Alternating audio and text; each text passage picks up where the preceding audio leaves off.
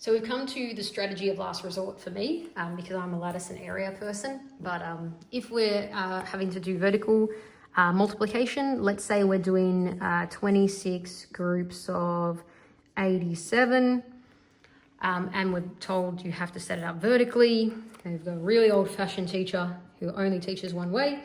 We'll learn it this way at least, and then if you like it, if your brain likes it, you can stick with this way, but definitely have two strategies, whatever strategy you choose. Let's estimate first. So we've got roughly 90 groups of roughly, now I've rounded that up. So that should round up, but I'm going to round it down because usually rounding up and rounding down makes the estimate closer for me than rounding both up. So roughly I'm expecting 1800 here. Now I'm going to do the first set, which is 6 groups of 7, 42. And then I've got 6 groups of 8, but it's really 80, but I'll think of it as 8 in this algorithm. So 6 groups of 8 is 48, plus the extra 4 tens, which is 52 tens. So that becomes that.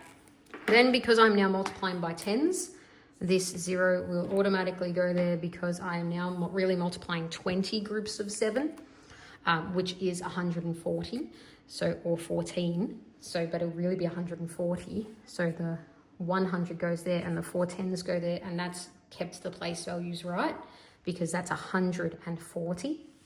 And now I've got 2 groups of 8, which is 16, plus the 1 extra, which is 17.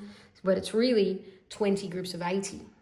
Which is 1600, plus the extra 100 here from the 140, which is 1700. And now I add it up. So I go 2 and 0 is 2. 2 and 4 tens is 6 tens.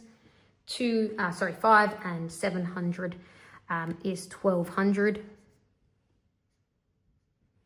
And 2262, which looks roughly okay for my estimate. I did round that one a little down, that 26 became 20. If I'd rounded it up, my estimate would have been 90 groups of 30, which would have been 2,700. So you can see how, the real answer was pretty much in the center of those two. Now, I always like to check with a second strategy. So we've got that there, but let's check it using a second strategy, 87 groups of 26. Let's write down 87 groups of 26, and our estimate was roughly 1800. Now let's check it using the area model. So area model just shows you a bit more of what's going on place value wise and doesn't hide the place values like that other model did. So we've got 7 groups of 20, 140, 7 groups of 6, 42, which is what we first did in the algorithm. 6 groups of 80, which is 480, and 20 groups of 80, which we also did in the algorithm, but it was sort of hidden behind the digits, is 1600. Now I'm going to add these in a way that makes sense to me, just friendly numbers. So I'm going to do this one and this one, because that 400 is screaming out to make 2000, so then it becomes 2080. And then I'm going to add this one and this one, which is just 182. And then I'm going to put them together.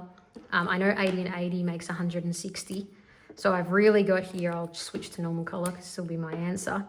But I'll just do it step by step. I've got 2000 plus 100 plus 160 from this and this plus 2. So 2262. I could have just added it in one step from there to there if your brain can handle that. But I just like working that out, that 100 went there, that 80 and 80 became 160, just to step it out to make sure I don't make a silly mistake by shortcutting it too much. So that matches what I got in the algorithm, but it showed a lot more place value than the algorithm did. The algorithm hides the place value behind the digits, whereas this expands the place value in a way. You could also do the lattice, but the lattice again kind of hides the place value. The area model is actually the supreme model in terms of place value.